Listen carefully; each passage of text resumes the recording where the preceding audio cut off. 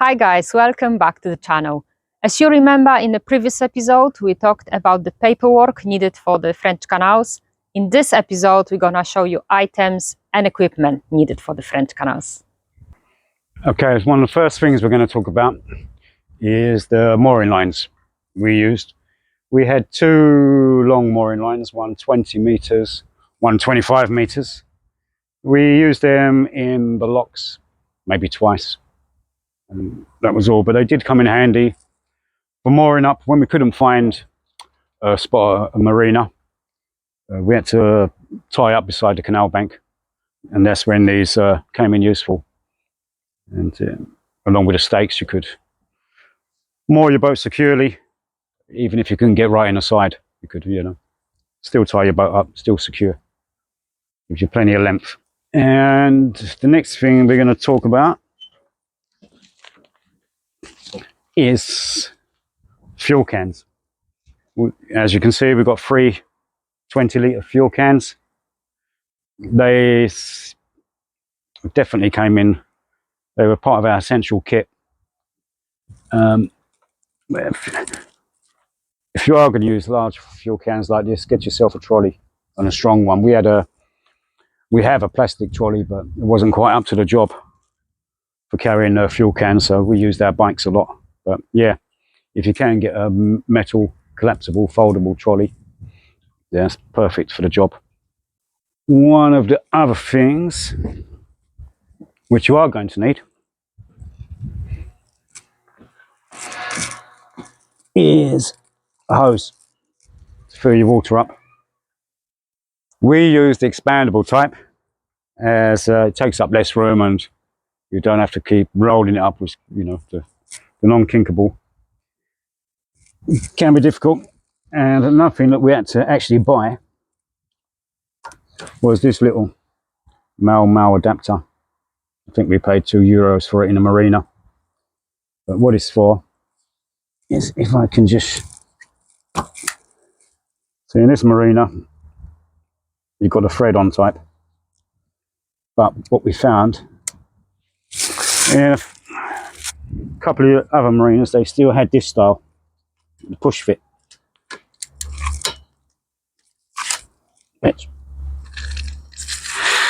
There you go.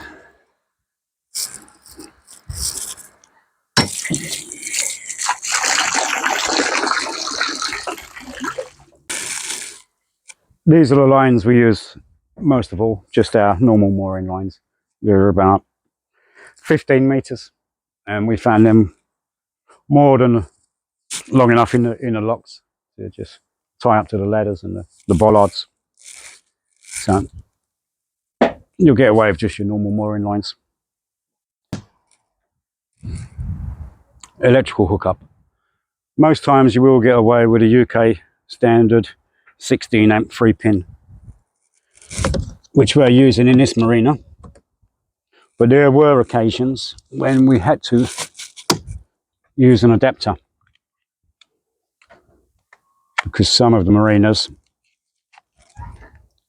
did have the old Continental 2-pin. So yes, an adapter, definitely going to need it.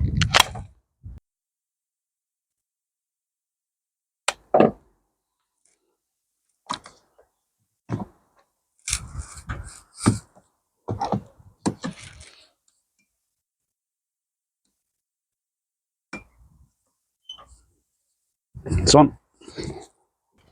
Another handy item was this extendable boat hook, which we had 2 boat hooks. We had a normal size standard boat hook and this extendable one, but if you're going to buy one, get an extendable one. We found it very handy sometimes. Going into a lock, the stern of the boat would swing out and you just hook that on a ladder and you could just pull your boat back in towards the ladder and get your ropes on. Oh, push against the walls. Yeah, or push against the walls to keep yourself off if the water comes in too fast. But yeah, if you're going to get one boat hook, get an extendable one.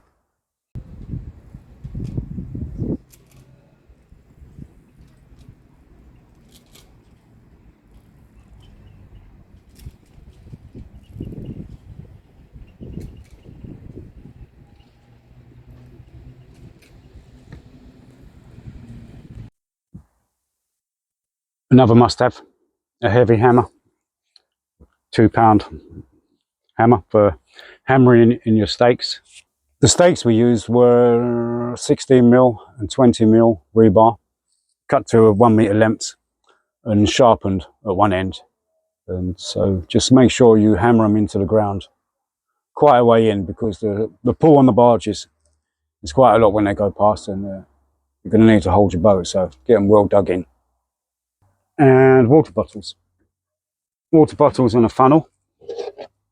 Obviously a funnel for putting into your water receiver. And the bottles, we just used old bottles when we bought some water. We just kept the bottles. It came in handy for when you stop in places and your hose won't reach, or there's no adapter for the hose, or there's just a tap, like in the cemetery and a few other places we stopped. Just fill the bottles up and just basically pour them into the water tank. And yeah, but they came in handy. We had like 4 of them. Yeah, 5 at one point, I think. Yeah. Another thing is torches. You need powerful torches for going through the tunnels. If the lights are not working, or some places it was quite dark patches where they had lights out in a tunnel, so you need a powerful torch. Well, going through the tunnels, we bought this one on Amazon, but this one ended up better, the old one. Also, we used them for finding a spot at night. Once it got dark, we was looking for a place to stop. We could use the torches to make sure there's nothing in the water. And going through the locks as well, that one lock we done at night, we used the torches just to highlight where the bridge was under the wall. So yeah.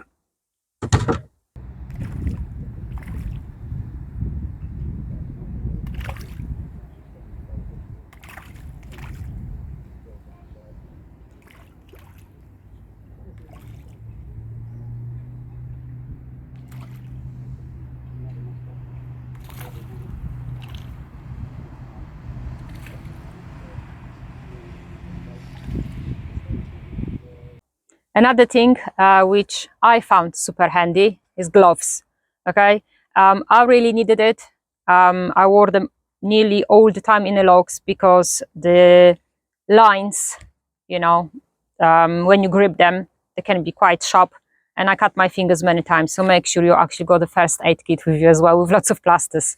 So gloves like this, absolutely perfect. And make sure you've got a set of clothes which you don't mind get damaged, because that's another thing. Some of the locks, especially the earlier locks, they're quite filthy with lots of mud on the side of the walls, and where you went with the lines, it just went everywhere. So yeah, I don't know, maybe a different time of year it's cleaner, but the time of the year we did in the autumn, it was quite filthy. So yeah, don't wear your best clothes. Make sure you've got lots of spare wood with you on board. As you could see in our episodes, we damaged our trestles which hold the mast twice in the logs, and thanks God we had some spare wood so we could have it fixed. So that's definitely buy some extra length. Okay. Another thing which you might find helpful is the wooden plank, like a scaffold board. We didn't have one, you know, but it would definitely come handy, especially for PJ, or, you know, where we couldn't get right up to the bank. Sometimes we had to jump off the boat. So if we had that plank, it would be easier to get off. So up to you. To be honest, we didn't really miss it that much. I mean, I guess it depends how fit you are. The other boat we went with, Marco's boat, he had the plank there, but I don't think so he even used it once. So you don't have to have that, but it might come handy. Okay, another thing you will need is to get an adapter for the gas. We done this while we was in the UK. Just made it a bit easier. We got rid of our old Cala gas butane. Keep it as a spare. Keep it as a spare. You never know. And we replaced it while we was in the UK. We swapped our bottles for the camping gas bottles with a screw type fitting at the top.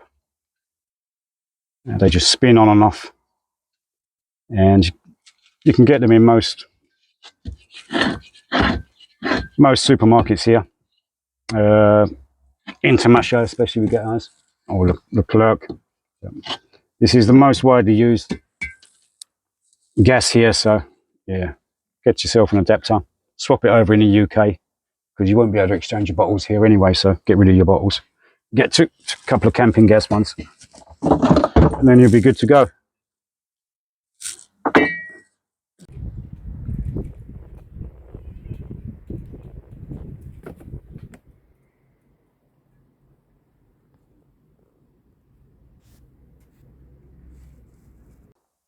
Okay, the other thing you're going to need is fenders. Fenders, fenders, and fenders. Get as many fenders as you can, as big as you can. We had two like this, either side of the front of the boat, ready when it swung round in the locks. And we had more than this. We've lost a few actually on the way, but we had fenders all the way along both sides. You want to end up basically making your boat look like a Christmas tree with loads of baubles on, so yeah, as many fenders as possible.